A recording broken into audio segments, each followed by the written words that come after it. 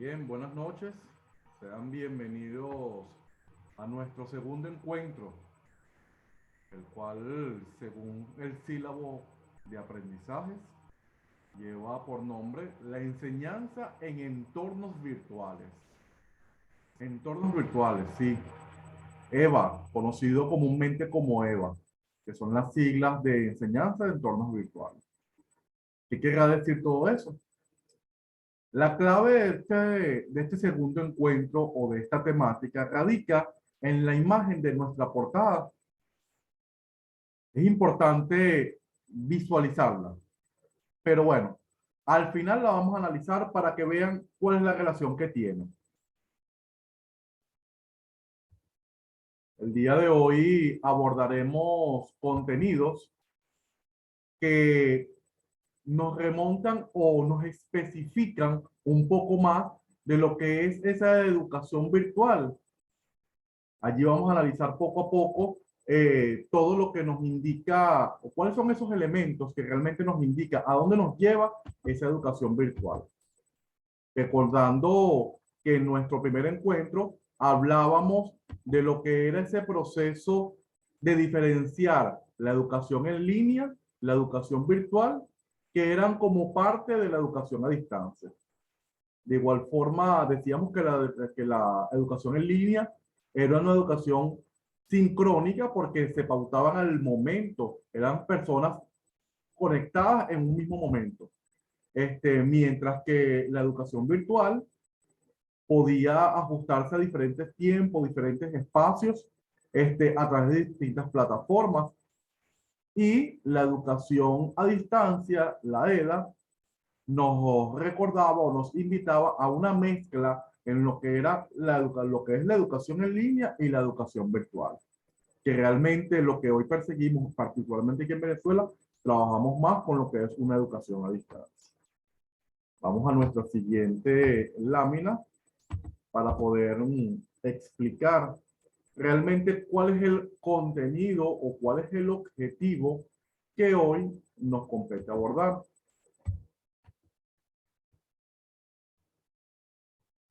A ver si nuestra PC nos permite trabajar y seguir avanzando, que a veces que se pone un poco caprichoso, pero aquí vamos. Muy bien. El objetivo del encuentro nos dice que es crear y diseñar estrategias de enseñanza y aprendizaje en entornos virtuales, basadas en la web 3.0. ¿Por qué crear y diseñar? El día de hoy vamos a crear, vamos a analizar, vamos a estudiar lo que son esas distintas estrategias para posteriormente en el encuentro número 3 poder diseñarlas con propiedad. En la web 3.0, eso también lo vamos a analizar. Antes de seguir avanzando, es importante que nosotros nos detengamos un momento a analizar el pensamiento del maestro Simón Rodríguez. Hoy le quiero compartir un fragmento de los distintos pensamientos de Simón Rodríguez. Dice así: acostumbren al niño a ser veraz, fiel, servicial, comedido, benéfico, agradecido, consecuente, generoso, amable, diligente, cuidadoso, aseado, a respetar la reputación y a cumplir con lo que se promete. Y déjense las habilidades a su cargo. Él sabrá buscarse maestro cuando joven. ¿Por qué traer a colación un pensamiento de Simón Rodríguez contrastado con la educación virtual? Eso lo vamos a ir descubriendo, porque precisamente vamos a analizar si realmente el pensamiento de Simón Rodríguez, años atrás, siglos atrás, tiene vigencia en pleno siglo XXI. Tenemos que recordar y hacer un poquito de retrospectiva a lo que es el concepto de educación virtual, porque aquí se basa o aquí se fundamenta todo lo que es este proceso de enseñanza en entornos virtuales. En nuestro primer encuentro decíamos que la educación virtual es un modelo que requiere recursos tecnológicos de manera obligatoria. Hablábamos de una computadora, de una tablet, de conexión a internet o de uso de plataformas multimedia. Este método también nos permite diferenciar la educación en línea, que funciona de manera síncrona, es decir, que los docentes no tienen que coincidir en horarios con alumnos para las diferentes secciones. Además, también nos decía que este método es muy parecido a la educación a distancia, pero estrictamente con recursos tecnológicos solamente. Además, los materiales del curso o documentos se subirán a la plataforma elegida para que los estudiantes pudiesen revisarlo, o normalmente se discuten las dudas en distintos foros, en los distintos grupos, con todos los grupos que estemos trabajando. Fíjense, elementos muy importantes. La educación virtual nos dice que es asíncrona, que jugamos con nuestro tiempo, que disponemos de diversidad de recursos virtuales, de recursos multimedia para poder transmitir la información y poder tener un complejo educativo o una capacidad educativa mucho mayor. Basándonos en eso, entonces sí, vamos entonces a analizar ese pequeño espacio que nos quedó en lo que es la web 3.0. Antes de hablar de la definición de web 3.0, es importante decir que el término 3.0 es porque indica que hay dos antecesores. En este caso, la web 1.0, que refiere al Internet. Cuando comenzó a salir ese intranet, ese Internet, esas conexiones de redes. Esa fue la famosa web 1.0, muy famosa, muy mundial, cuando empezamos a conectarnos con todo el mundo, desde nuestro espacio con todo el mundo. Luego avanzamos a lo que hoy conocemos la web 2.0. Todavía está en vigencia. Todavía está en vigencia la web 2.0. ¿Por qué? Porque esta trata de la diversidad de ese mundo, de ese mar de información que contamos en las aplicaciones digitales. Toda esa cantidad de informaciones digitales, esa cantidad de aplicaciones, de plataformas que son partientes o que parten del mismo, de la misma internet, nos van a ayudar a poder avanzar y poder trabajar con los distintos entornos virtuales. Hoy en día hablamos de la web 3.0. Vuelvo y repito, y antes de caer en la definición, yo quiero que ustedes evoquen lo que pasó hace un mes, 15 días atrás con Facebook. Facebook cayó, todo lo que fue su servicio, su plataforma cayó durante casi un día, durante varias horas. Y esto se debe, según anunció el amigo Mark Zuckerberg, al término de que se le dio solución a la problemática, que esto fue como que un intento, una prueba para poder él lanzar su famosa meta. Una meta que nos invita ahora a vivir en realidad virtual. Ahora sí me permito compartir con ustedes lo que es la web 3.0 y su definición. Fíjense que la idea de web 3.0 en este contexto está relacionada con lo que se conoce como la web semántica. Los usuarios y los equipos en este marco pueden interactuar con una red mediante un lenguaje natural, como acostumbradamente lo venimos haciendo, interpretado por un software. De esta manera, acceder a la información resulta muy, pero muy sencillo. Dicho de otro modo, todos los datos alojados en la web 3.0 deberían ser entendidos por las máquinas que podrían procesar con muchísima rapidez. Eso lo estamos viviendo. Pero resulta ser que vamos un paso más adelante. Vamos a especificar entonces la definición. La web 3.0, en definitiva, está relacionada con la inteligencia artificial. Los sitios web incluso tendrán la capacidad de conectarse entre sí de acuerdo a los intereses del usuario. ¿Ustedes se imaginan que nosotros, hablando de entornos virtuales, podamos entonces permitirnos dar una clase, ejemplo de historia, donde nos permitan viajar a la época de 1821, cuando la época de la batalla de Carabobo, cuando la época de la Revolución Francesa, cuando la Segunda Guerra Mundial? Qué diferente es leer la historia a que sea narrada, a que sea vivida a través de una inteligencia artificial, que podamos viajar, que podamos tener simuladores y poder compartir lo que realmente pasó en ese espacio. Entonces, fíjense qué interesante es la web 3.0 porque nos está invitando a ir un paso más allá, a que esas clases puedan ser súper presenciales.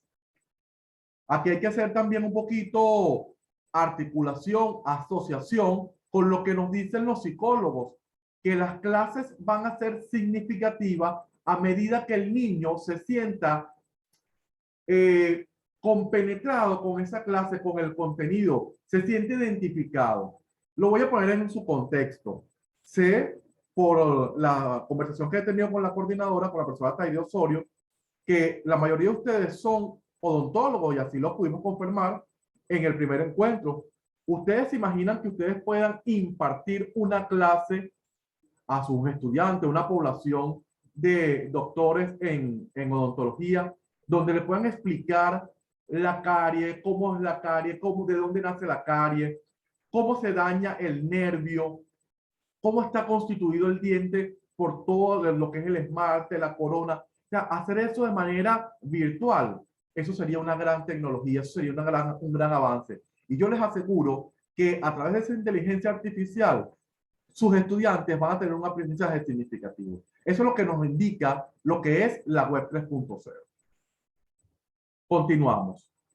Vamos entonces a entrar con el plato lleno de lo que nos invita el día de hoy, que es un entorno virtual de aprendizaje. Con lo que acabamos de discutir entonces podemos decir que un entorno virtual de aprendizaje se trata de una aplicación informática desarrollada con la finalidad de servir como entorno de trabajo en la enseñanza virtual. Si hacemos pausa aquí, sabemos que entonces que el entorno virtual es una manera, es una herramienta, es un instrumento o muchos instrumentos que nos van a permitir a nosotros desarrollar clases interactivas, tal como sería un aula virtual de formación presencial, salvo que en ese caso se trata de un entorno intangible, que es un entorno intangible que no lo podemos tocar, que no está que no está presente en ese momento, que es virtual. O si hablamos de la web 3.0, puede ser artificial. Entonces, con este nuevo diseño, empleando nuevas tecnologías de la comunicación, podemos nosotros impartir distintas clases de manera significativa a través de lo que es un entorno virtual. ¿Cuáles son las características que apremian, que identifican, que muestran lo que son los entornos virtuales de aprendizaje? En primer momento, se trata de un entorno virtual intangible, lo acabamos de explicar, que no se puede tocar, que es virtual, que va más allá con la inteligencia artificial. Es elaborado en base a tecnologías de la informática, la telemática, la comunicación, de las famosas TIC, ¿verdad? Que son todos esos recursos del cual nos valemos para nosotros poder viajar por todo el mundo. Además, es accesible desde cualquier lugar del mundo a través de algún dispositivo conectado a Internet, ya que son entornos alojados en la red. El Internet y la red nos permite servir de plataforma basados en estas distintas aplicaciones para nosotros poder impartir y transmitir los conocimientos en cualquier momento, en cualquier espacio y a cualquier hora. Además, está formado por una serie de aplicaciones y programas informáticos que sirven como soporte para el proceso de la enseñanza y el aprendizaje. Además, posibilitan la interacción entre los estudiantes, docentes y contenidos didácticos multimedia. Partiendo de nuestras características, podemos entonces analizar cuáles son esas ventajas que nos dejan esos entornos virtuales de aprendizaje. En primer momento, ofrece diferentes formas de interacción y comunicación entre los participantes. Fíjense que la interacción y la comunicación la resalto porque es una superventaja.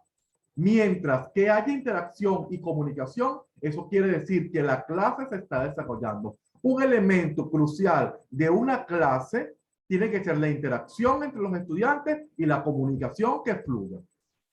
Como segunda ventaja tenemos que las tecnologías informáticas en las que se desarrollan hacen que el entorno virtual de aprendizaje ofrezca una enorme flexibilidad a los participantes, permitiéndole tomar parte del proceso en cualquier momento, en cualquier lugar, en cualquier distancia, en cualquier horario. Como ya lo hemos venido hablando, este tipo de tecnologías en entornos virtuales nos permiten jugar con nuestro tiempo, poder aprender realmente cuando queramos.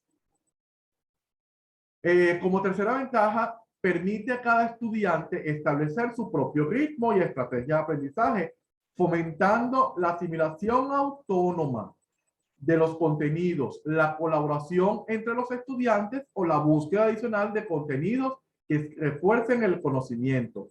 Ya más adelante vamos a saber cuáles son estos ejemplos de entornos virtuales.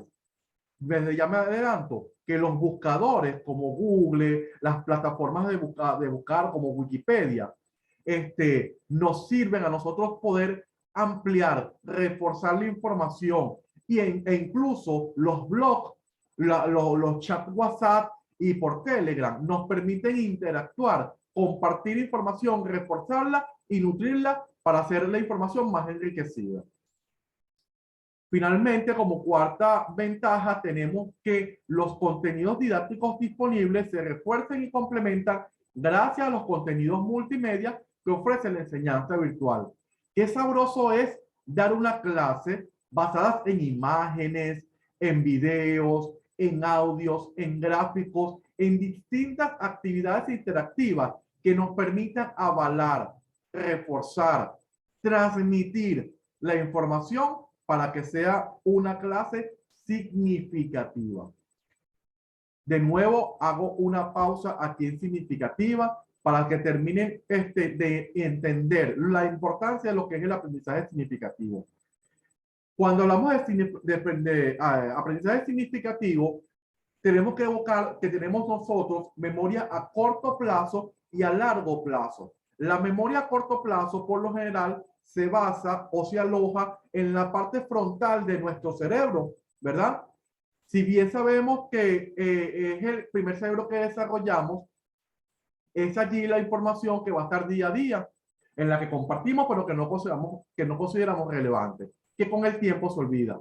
Pero cuando la hacemos significativa, esta se desplaza de nuestro cerebro principal a nuestro cerebro reptil, que es el que queda en el limbo, y es allí donde se va a afianzar todo lo que es el aprendizaje a largo plazo. Ese aprendizaje a largo plazo nunca, pero nunca se va a olvidar. Le pongo ejemplo. Todo lo que está guardado en nuestro cerebro reptil, que se aloja en la parte posterior baja, es el habla, el caminar, y las distintas actividades que hacemos como desde niño, que llegamos adultos y todavía lo hacemos. De eso se trata el aprendizaje significativo. Cuando lo alojamos en nuestro cerebro reptil y jamás se va a olvidar. Y hacia eso tenemos que nosotros apelar cuando trabajamos con los distintos entornos virtuales de aprendizaje. Eso quiere decir que es una gran ventaja trabajar con imágenes, videos, audios, gráficos, actividades interactivas para hacer de nuestras clases, de nuestros espacios de educación, algo bien significativo. A ver, ahora sí caemos entonces en lo que son los distintos tipos de entornos virtuales de aprendizaje. En primer momento tenemos que hablar de las distintas plataformas e-learning o las plataformas de aprendizaje electrónico, que es lo que traduce literalmente. Se trata de un entorno virtual de aprendizaje por excelencia y más completo en cuanto a las herramientas disponibles, ya que están formados por diferentes módulos de software con diferentes funcionalidades. Ejemplo de estas son Moodle. Moodle es una plataforma que es muy utilizada para trabajar. SWAT, Sakai, Doc de la gente de Apple, Blackboard, que es la pizarra electrónica, Blackboard Alert, Canvas y la famosa Google Classroom. Ahora en tiempos de pandemia, lo que fue el Google Classroom sirvió de mucho para nosotros poder, la dejaron libre de costo, porque todos son canceladas, ¿verdad? Tienen un costo, y la dejaron libre y sirvió de mucha base para poder impartir clases. El portal por el cual nosotros nos desplazamos en la Universidad José María Vargas es también una plataforma e-learning, porque por allí podemos colgar distintos documentos, imágenes, videos, audio, que le permite a ustedes jugar con su tiempo y descargarla según su disponibilidad. Eso es un ejemplo totalmente significativo de lo que es una plataforma e-learning. Continuamos con los blogs. Los blogs también son muy nobles. Ya el blog como tal ya no está muy en vogue, no es como que es la última tendencia, pero ese blog ha evolucionado, sin embargo no deja de existir. Los blogs se tratan de un determinado tema y se abre un posterior debate entre los participantes. Se basa para intercambiar opiniones al respecto. De esta forma se consigue la construcción colaborativa del conocimiento, base de la enseñanza virtual y el entorno virtual del aprendizaje. Esto quiere decir que el blog como página es una plataforma que me permite a mí colgar un tema determinado para que después se genere un debate, un foro y se puedan debatir ideas para que se pueda entonces llegar a conclusión y poder asimilar o generar una evaluación de dicho debate o de dicha socialización. Considero yo que este blog ha evolucionado a dos aplicaciones muy puntuales, ya no llamándose tip blog, sino llamándose foro chat. El WhatsApp, a través de los distintos grupos, al igual que el Telegram, nos ofrecen distintas herramientas, sobre todo Telegram. Telegram es muy, pero muy noble, es mucho más accesible, es mucho más tecnológico y que tiene mayor capacidad de nube para nosotros poder generar distintos grupos de conversación. Nosotros podemos hacer un foro chat lanzando diferentes presentaciones, audio y video, y después de allí poder controlar el acceso, la intervención de los participantes para que se genere un debate. Llegando a la conclusión, cumple la misma función del blog, pero no yendo a una plataforma en una página como tal de blog, sino que esta vez nos basamos en aplicaciones como WhatsApp y Telegram. Nosotros tenemos un medio de comunicación, en este caso para el diplomado, que es un grupo WhatsApp. Eso es una plataforma como si fuese un blog, pero como un foro chat. Como tercer tipo de los entornos virtuales de aprendizaje tenemos las famosas wiki. Las famosas wiki son esas páginas colaborativas que sirven de buscadores. Podemos hablar de wiki, podemos hablar de LinkedIn, podemos hablar de Google Maps, podemos hablar de Pinterest, podemos hablar de Google, ¿verdad? Que son distintas plataformas que nos permiten acceder a un infinito, a un mar de información para nosotros poder buscar, documentarnos y a su vez colaborar, aportar para que esta sirva de intercambiar información entre los diferentes visitantes, los diferentes internautas, los diferentes navegadores de la red que busquen una información en particular. Las wikis son muy nobles para investigar. Ojo, como siempre se le dice en internet, No todo lo que está en Internet es veraz. Entonces siempre tenemos que buscar varias opciones, varios autores para realmente llegar a una conclusión y poder decidir si realmente la información es oportuna o no. Finalmente, tenemos una de las más sonadas, una de las más que están a más uso por todo lo que son los internautas, todos los que son las personas que realmente trabajan con todo lo que son estos entornos virtuales, las redes sociales. La red social como entorno virtual de aprendizaje tiene un tremendo potencial, que es poner en contacto a innumerables usuarios con intereses comunes, con la finalidad de compartir contenidos e intercambiar formación en torno a una temática en concreto. Como ejemplo de esta tenemos YouTube, Facebook, Instagram, Twitter, TikTok, que se está llevando todos los premios ahorita, porque como docentes, el TikTok nos permite como herramienta que los estudiantes exploten, pueden hacer una exposición, pueden hablar sobre un tema en particular, ¿qué no pueden hacer con un TikTok? El TikTok es una aplicación que te permite a ti editar la música, lo que vas a mostrar, las imágenes, los textos, los filtros. Es muy noble para nosotros poder impartir una clase tanto como enseñanza como de aprendizaje. Es una herramienta bastante noble para lo que son los entornos virtuales. Los canales YouTube. ¿Cómo no aprender de un canal YouTube? Hay infinidades de canales que nos ofrecen información para nutrirnos, tanto como la enseñanza como el aprendizaje. Y así el resto de las aplicaciones que son las redes sociales. Ahorita lo que está llevándose en vogue, lo que está en punta de lanza para trabajar con entornos virtuales de aprendizaje son las redes sociales.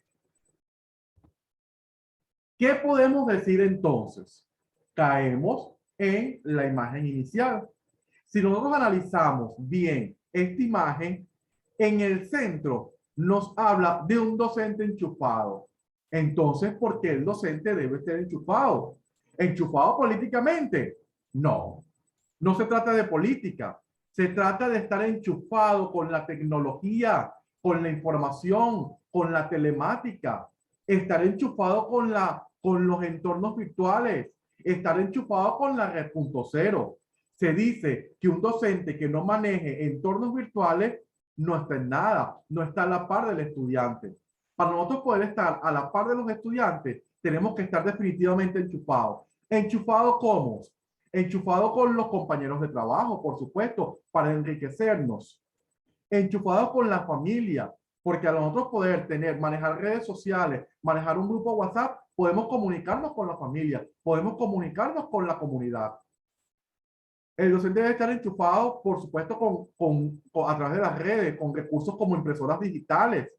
¿Por qué? Porque un teléfono te permite a ti transmitir información vía Wi-Fi a una impresora sin tener que conectar cables. Simplemente estar conectado por Wi-Fi y mandas e imprimes. Un docente tiene que estar enchufado porque hace distintas videoconferencias. No es necesario si estoy en La Guaira, ir a Caracas para poder reunirme. O si estoy en Venezuela, ir a Estados Unidos para reunirme. Sencillamente, yo planifico una reunión por Zoom, por Google Meet, por las distintas plataformas, por Jitsi, que también es una plataforma muy noble para poder comunicarnos, ¿verdad? Si la quiero más corta, puedo trabajar con la misma WhatsApp, con las videollamadas, y nos permite interconectarnos, es decir, sigo estando enchufado. Un docente definitivamente está enchufado con los documentos curriculares. ¿Por qué? Porque el Internet nos permite mantenernos actualizados, investigar en esa amplia y vasta biblioteca que nos ofrece la Internet en todos los documentos que queramos. Para un docente siempre estar al día. Además, un docente está enchufado con los distintos marcadores sociales. Si nos permitimos estar conectados en la red, vamos simplemente a estar el día a día con todo lo que va saliendo. Y un estudiante siempre va a ir de la par con nosotros y no detrás, no nosotros detrás, ni ellos tampoco detrás. Vamos a ir de la mano aprendiendo juntos. Un docente, definitivamente, como ya lo dije, debe estar conectado, debe estar enchufado a través de las distintas videoconferencias, a través de los distintos blogs, ¿verdad? Por Telegram, por WhatsApp, por la página de blogs, a través de los wikis, con diferentes buscadores, a través de los podcasts. El Ministerio de Educación tiene un programa para educación inicial, primaria, educación media, donde se puede hacer radio, que se llama la radio educativa. Y todos los teléfonos inteligentes en la actualidad traen grabadora, traen una aplicación para hacer podcasts. Los podcasts nos permiten generar contenidos que yo pueda grabar, editar, para posteriormente subir a redes, compartirlos. Estoy generando un aprendizaje. Además, un docente debe estar enchufado por todas las redes sociales. Twitter. Twitter a veces que se pierde su norte, porque el norte de Twitter es mantener un día a día de la noticia. Si nosotros seguimos Twitter, podemos estar enterados de lo que pasa en el mundo. No, el Twitter no es para subir una foto bonita, ni para subir mi estado de ánimo. Sencillamente el Twitter es para mantener noticias minuto a minuto, segundo a segundo. El docente debe estar enchufado con el mar, la inmensidad de las redes sociales. Además, debe estar enchufado con todos los sitios para compartir imágenes y videos, porque a medida que yo comparto, también recibo imágenes que me van a servir para yo apoyar, planificar, generar contenidos para entornos virtuales. Y finalmente, un docente debe estar enchufado con medios masivos que me permiten a mí difundir información. Un docente que sea un punto y un círculo. ¿Por qué un punto y un círculo? Porque de donde yo estoy puedo generar información a cualquier parte del mundo.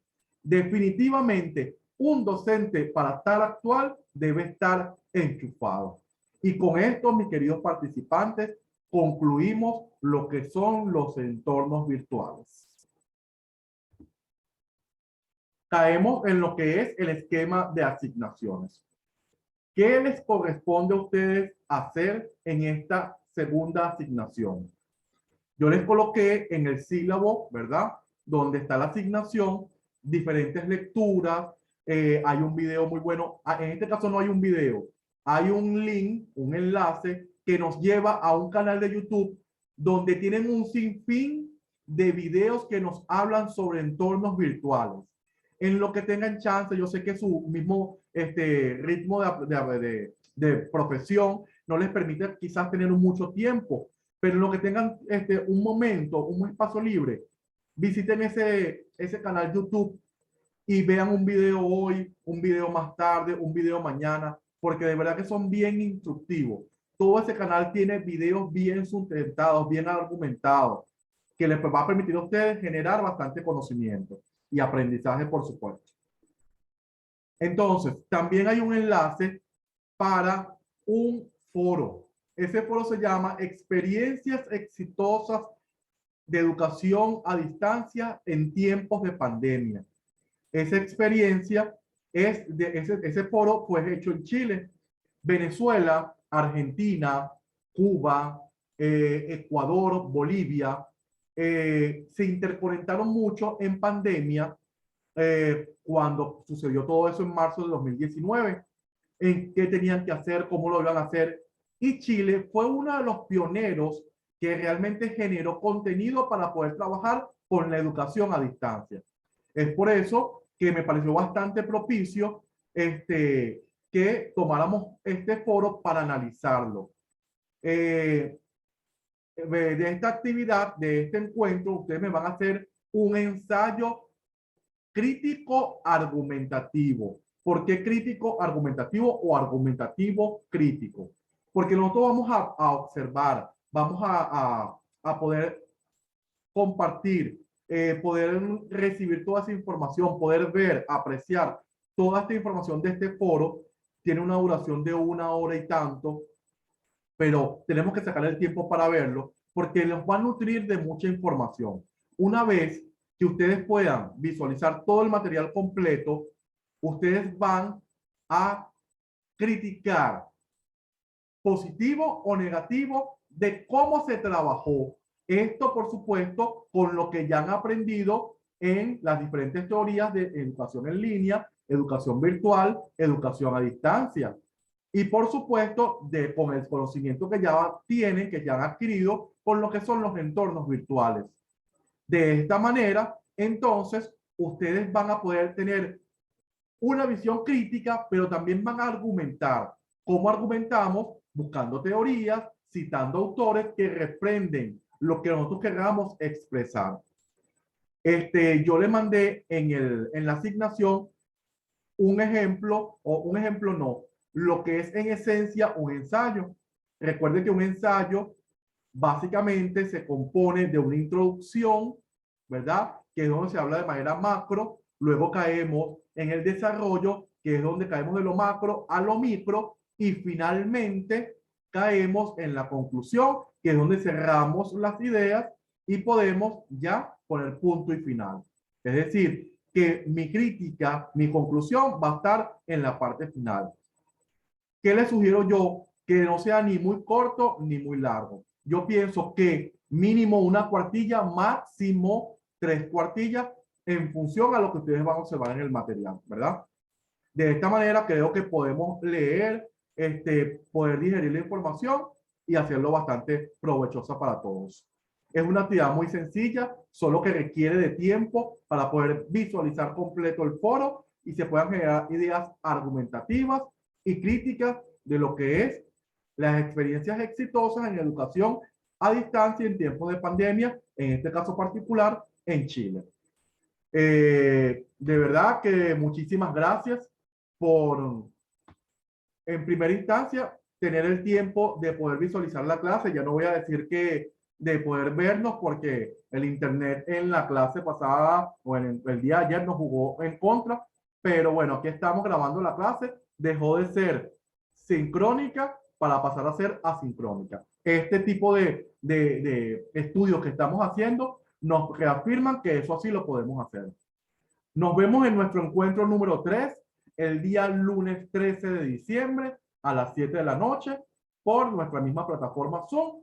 Y bueno, como siempre, estaré pasándole una hora antes el enlace.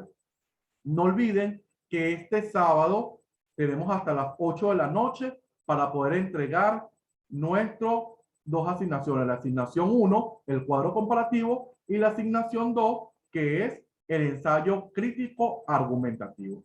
Que tengan feliz noche.